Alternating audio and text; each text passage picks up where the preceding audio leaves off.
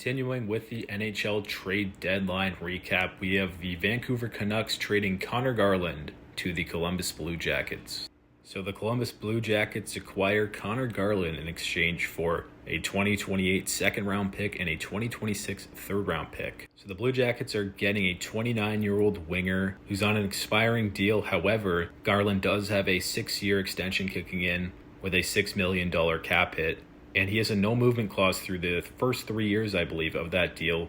So it was really important for the Canucks to move on from Garland now before they lose all their leverage and he essentially could choose where he got to go. Garland's had a tough year, only 7 goals and 26 points through 50 games. But you can't really blame him. The entire Canucks team has had a bad year, if we're being real. And I really love Connor Garland. He plays with so much heart on the ice. He's put up really solid two-way results over the last couple years. And I think he can get you, 15, 20 goals, 45, 50 points.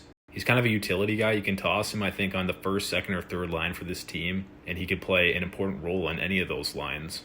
Ever since the Dean Everson firing and Rick Bowness has taken over, the Blue Jackets have been on a heater, and they're only 2 points out of a wild card spot. They've been playing really great hockey, and this team deserved a reward and an opportunity to try and push for a playoff spot. Look at how close they got last season. They were only 1 win away from that second wildcard spot. And it would be disappointing to have the same result this year and not have the GM go out and try and improve the team. Garland is going to be 30 when his contract kicks in, 36 years old at the expiration. So there are some concerns about the last few years of that deal. He has such a gritty play style that maybe he'll kind of break down. But for the next couple seasons, I think Garland's going to be a really effective player for this team. As for a grade, I'd give the Blue Jackets an A-. I feel like the price was not that expensive at all. If you told me Garland was getting traded back in October, I probably thought that there would be a first-round pick in return for him. Or something like 2 seconds like the Kiefer Sherwood deal. So due to the price and obviously the potential risk of the age, I think an A- is a fair grade. And for the Canucks, you get a second and a third round pick here. It's okay value. It's not amazing or anything, but considering the fact that Garland's about to have that no trade clause kick in, it was a pretty urgent deal, and maybe they lost some leverage because of that. But the Canucks, they are selling hard. They've really accumulated the draft picks.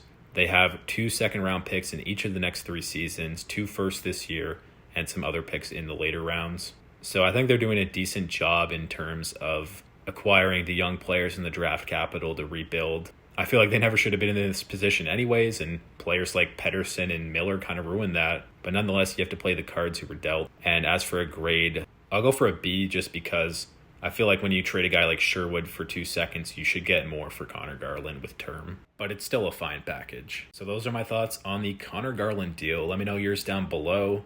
What would you guys give in terms of grades for each of these teams? Thank you for watching, and I'll see you in the next video.